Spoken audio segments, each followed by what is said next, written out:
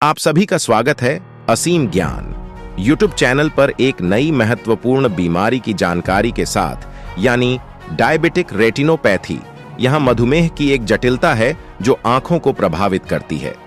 यह आंख के पीछे रेटिना स्थित प्रकाश संवेदनशील ऊतक की रक्त वाहिकाओं को नुकसान पहुंचने के कारण होता है। शुरुआत में डायबिटिक रेटिनोपैथी के कारण कोई लक्षण नहीं हो सकते हैं या केवल हल्की दृष्टि संबंधी समस्याएं हो सकती हैं, लेकिन इससे अंधापन भी हो सकता है। यह स्थिति किसी भी व्यक्ति में विकसित हो सकती है जिसे टाइप 1 या टाइप 2 मधुमेह है।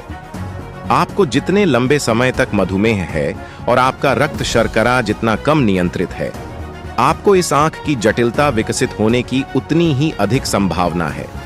इसके लक्षण इस प्रकार हैं। डायबिटिक रेटिनोपैथी के शुरुआती चरणों में आपको शायद कोई लक्षण न दिखें। जैसे जैसे स्थिति बढ़ती है, आपको ये लक्षण हो सकते हैं।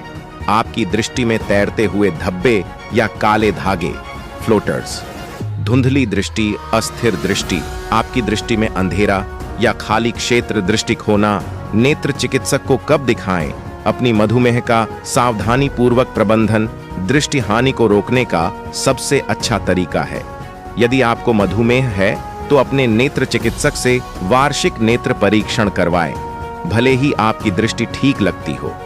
गर्भवती होने पर मधुमेह विकसित होना या गर्भवती होने से पहले मधुमेह होना डायबिटिक रेटिनोपैथी के जोखिम को बढ़ा सकता है। यदि आप गर्भवती हैं तो आपका नेत्र चिकित्सक आपकी गर्भावस्था के दौरान अतिरिक्त नेत्र परीक्षण की सलाह दे सकता है। यदि आपकी दृष्टि अचानक बदल जाए या धुंधली, धब्बेदार या धुंधली हो जाए तो तुरंत अपने नेत्र चिकित्सक से संपर्क करें।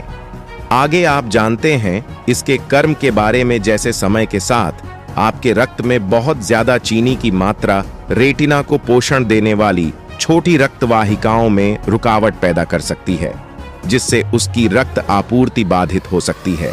नतीजतन आंख नई रक्त वाहिकाओं को विकसित करने का प्रयास करती है, लेकिन ये नई रक्त वाहिकाएं ठीक से विकसित नहीं हो पाती हैं और आसानी से लीक हो सकती हैं।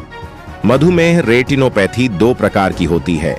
प्रारंभिक मधुमेह रेटिनोपैथी, इस अधिक सामान्य रूप में जिसे नॉन प्रोलिफेरेटिव डायबिटिक रेटिनोपैथी यानी NPDR कहा जाता है, नई रक्त वाहिकाएं विकसित नहीं होती हैं, यानी बढ़ती नहीं हैं। जब आपको non proliferative diabetic retinopathy NPDR होती है तो आपके रेटिना में रक्त वाहिकाओं की दीवारें कमजोर हो जाती हैं।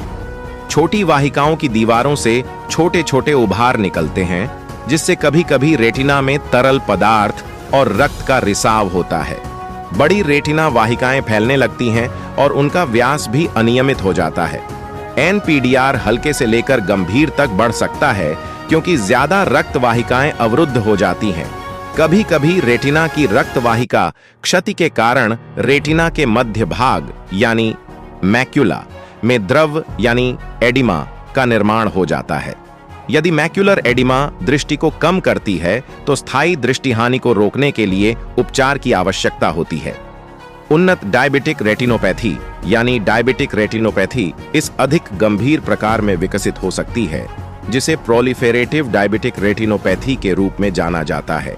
इस प्रकार में क्षतिग्रस्त रक्त वाहिकाएं बंद हो जाती हैं, जिससे रेटिना में नई असामान्य रक्त वाहिकाओं का विकास होता है। ये नई रक्त वाहिकाएं नाजुक होती हैं और आपकी आंख के केंद्र यानी विट्रियस को भरने वाले स्पष्ट जेली जैसे पदार्थ में रिसाव कर सकती हैं। अंततः नई रक्त वाहिकाओं के विकास से निशान ऊतक आपकी आंख के पीछे से रेटिना को अलग कर सकता है। यदि नई रक्त वाहिकाएं आंख से बाहर तरल पदार्थ के सामान्य प्रवाह में बाधा डालती हैं तो नेत्र गोलक में दबाव बन सकता है। यह निर्माण आपकी आंख से आपके मस्तिष्क तक छवियों को ले जाने वाली तंत्रिका यानी ऑप्टिक तंत्रिका को नुकसान पहुंचा सकता है, जिसके परिणाम स्वरूप ग्लूकोमा होता है। गंभीर नॉन प्रोलिफेरेटिव डायबिटिक रेटिनोपैथी के शुरुआती चरणों में आपके रेटिना में रक्त वाहिकाओं की दीवारें कमजोर हो जाती हैं। वाहिकाओं की दीवारों से छोटे छोटे उभार निकलते हैं। कभी कभी रेटिना में तरल पदार्थ और रक्त लीक या रिसने लगता है।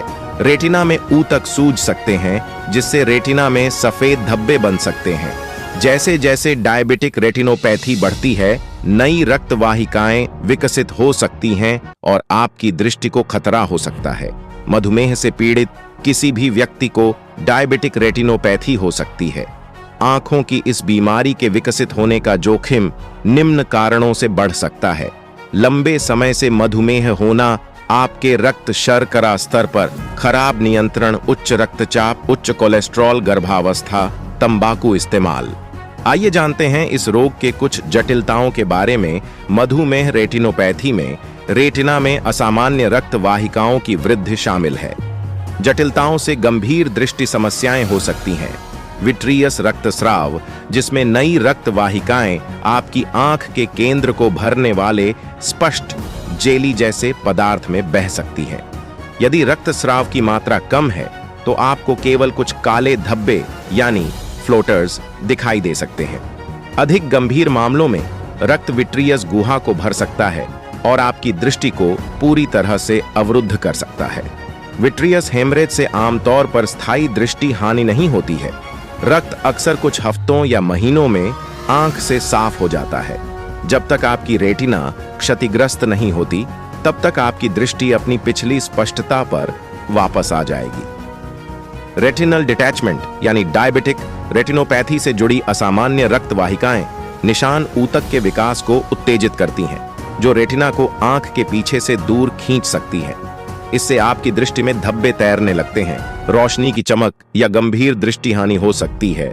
ग्लूकोमा, आपकी आंख के सामने वाले हिस्से आइरिस में नई रक्त वाहिकाएं विकसित हो सकती हैं और आंख से तरल पदार्थ के सामान्य प्रवाह में बाधा उत्पन्न कर सकती हैं, जिससे आंख में दबाव बढ़ सकता है। यह दबाव उस तंत्रिका को नुकसान पहुंचा सकता है जो आपकी आंख से छवियों को आपके मस्तिष्क तक ले जाती है, यानी ऑप्टिक तंत्रिका।